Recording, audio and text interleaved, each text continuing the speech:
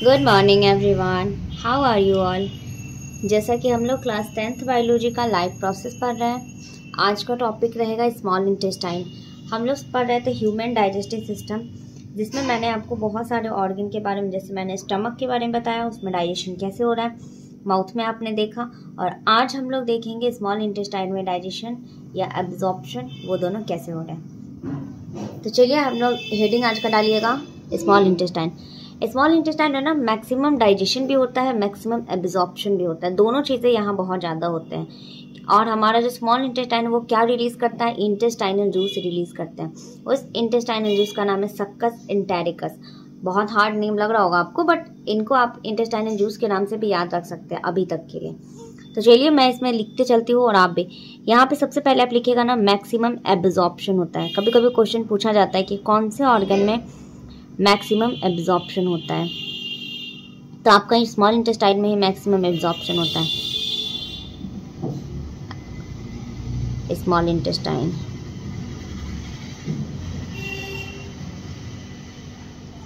Maximum absorption occur in small intestine.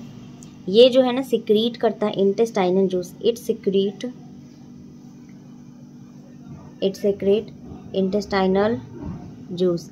ये intestinal juice release करते हैं। उस इंटेस्टाइनल जूस का नाम है सक्कस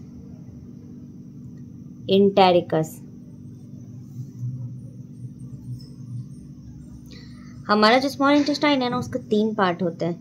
देयर आर 3 टाइप्स, या पार्ट भी लिख सकते हैं। पहला होगा ड्यूडेनम। कल हम लोग देखे थे ना, ड्यूडेनम पे लीवर से भी आ रहा है और पैनक्रियाटिक जूस भी आ रहा था। ये दोनों एक कॉमन जगह पे ओपन हो रहे हैं। वो कौन सा जगह था, ड्यूडेनम। दूसरा है जेजुनम और तीसरा होगा इलियम।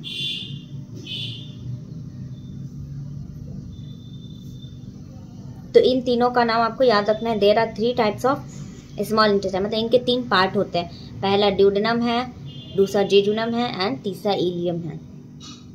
अब हमारा स्मॉल इंटेस्टाइन का फंक्शन क्या है, तो ये क्या करता है, इट हेल्प्स इन, ये डाइजेशन भी करते हैं। आपको लग रहा होगा डाइजेशन हो गया, नहीं, फाइनल डाइजेशन आपका यही होगा। एंड फूड का एब्जॉर्प्शन, जैसे कि हम लोग कार्बोहाइड्रेट डाइजेस्ट करते आए थे, क्या क्या कंपोनेंट था, कार्बोहाइड्रेट था, प्रोटीन था, फैट था। कार्बोहाइड्रेट को हमारे इंटेस्टाइनल जूस ब्रेक कर देंगे और ग्लूकोज बना देंगे। फाइनल डाइजेशन यही हो जाएगा।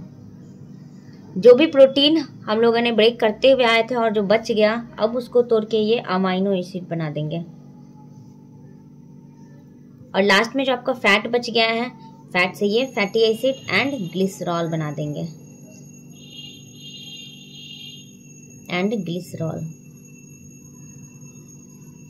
तो हम लोग यहाँ पे देखें कि ये जो है ना, डाइजेशन भी कर रहा है, एब्जॉर्प्शन भी। तो क्या कर रहा है, कार्बोहाइड्रेट को ग्लूकोज में कन्वर्ट कर रहा है, प्रोटीन को अमाइनो एसिड में, फैट को फैटी एसिड एंड ग्लिसरॉल में। किसके हेल्प से, इंटेस्टाइनल जूस जो कि सक्कस एंटेरिकस है, इनके हेल्प से ये ऐसा बना रहे हैं। अब एक टर्म है विलाई। अब आप विलाई के बारे में पढ़ेंगे कि ये क्या होते हैं। विलाई जो है ना, ये हमारे सरफेस एरिया को इंक्रीज करते हैं, जिससे कि ज़्यादा से ज़्यादा मैक्सिमम फूड हमारे इंटेस्टाइन के अंदर जा सके और मैक्सिमम डाइजेशन हो सके। तो आप, विलाई एक फिंगर लाइक प्रोजेक्शन है। It is a finger like projection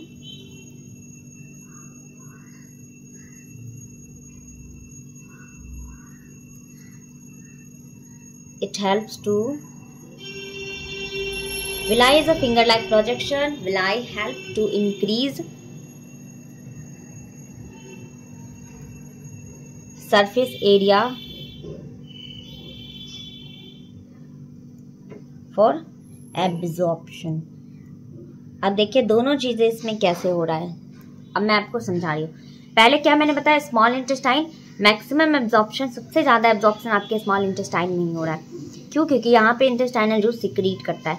3 type से आप देखिए कि स्मॉल इंटेस्टाइन के 3 टाइप है, ड्यूडेनम, जेजुनम, इलियम। ये जो है small intestine, it helps in digestion and absorption. ये डाइजेशन और एब्जॉर्प्शन में हेल्प करता है। कार्बोहाइड्रेट को ब्रेक करके ग्लूकोज बना रहा है, प्रोटीन ब्रेक होके अमाइनो एसिड बनाता है, फैट टूट के फैटी एसिड एंड ग्लिसरॉल बनाते हैं। अब इस के अंदर एक विलाई प्रेजेंट होता है। It helps to increase surface area. अब मैं आपको एक डायग्राम सुना, जैसे ये एक इंटेस्टाइनल लाइनिंग है, इसमें ना ये finger like projection like that जैसे मैंने बनाया यहाँ पे, ऐसे फिंगर लाइक प्रोजेक्शन होते हैं, जिसकी वजह से क्या होता है ना कि इसका ना सरफेस एरिया इंक्रीज हो जाता है, मैक्सिमम से मैक्सिमम एब्जॉर्प्शन ये कर सकते हैं।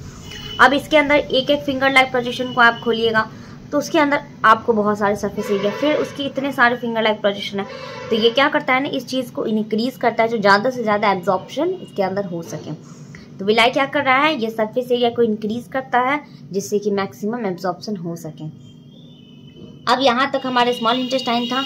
अब नेक्स्ट देखिएगा लार्ज इंटेस्टाइन। आज मैं यहाँ तक इसको डन ही कर दूंगी। लार्ज इंटेस्टाइन में ज़्यादा कुछ होता नहीं है, बस एब्जॉर्प्शन इन वाटर होता है। पानी का एब्जॉर्प्शन भी तो होगा, यहाँ तो फूड का हो गया। अब पानी को कौन एब्जॉर्ब करेगा, आपके लार्ज इंटेस्टाइन। तो लार्ज इंटेस्टाइन कुछ नहीं करते, सिर्फ जो भी आपकी बॉडी का डाइजेशन हो गया अब वाटर को ये एब्जॉर्ब करेंगे। It helps in absorption of water, ये पानी को एब्जॉर्ब करने में हेल्प करते हैं। इनके भी फर्दर 4 पार्ट है। अब देखिए इनके फर्दर कौन कौन से पार्ट हैं। फर्स्ट पार्ट होगा सीकम, कोलन,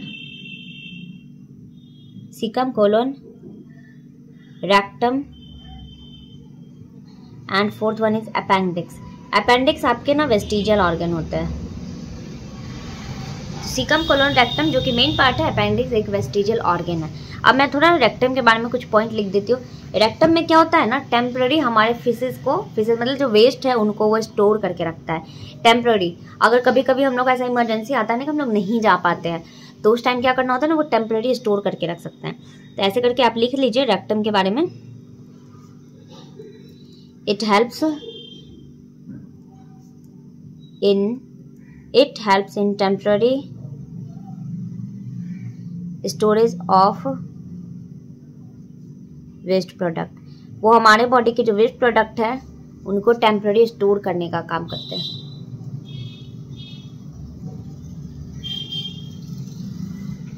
अब हम लोग देखेंगे एनस जो कि एलिमेंट्री कैनाल का लास्ट ऑर्गन था। इनका काम क्या होता है, इजेशन, क्रिएट आउट करना। इट हेल्प्स इन इजेशन याद होगा आपको, removal of undigestion and unabsorb food is called egestion. तो अभी तक आप समझ गए रेक्टम क्या कर रहा है, ये temporary storage of waste product को टेम्पररी के लिए ये वेस्ट प्रोडक्ट स्टोर करता है। Anus egestion create out, body से जो भी वेस्ट इसको बाहर निकालने में हेल्प कर रहा है। बाकी आपके सारे ऑर्गन्स यहाँ डन हो चुका है। अब हम लोग का डाइजेस्टिव सिस्टम खत्म ही हो गया। अब हम लोग नेक्स्ट क्लास में दूसरा देखेंगे। हाँ, एक क्वेश्चन होगा, कभी आपके आंसर में लिखा रहता है ना, why is the small intestine is herbivores larger than the carnivores. Herbivores का स्मॉल इंटेस्टाइन क्यों बड़ा होता है और कार्निवोर्स का छोटा होता है।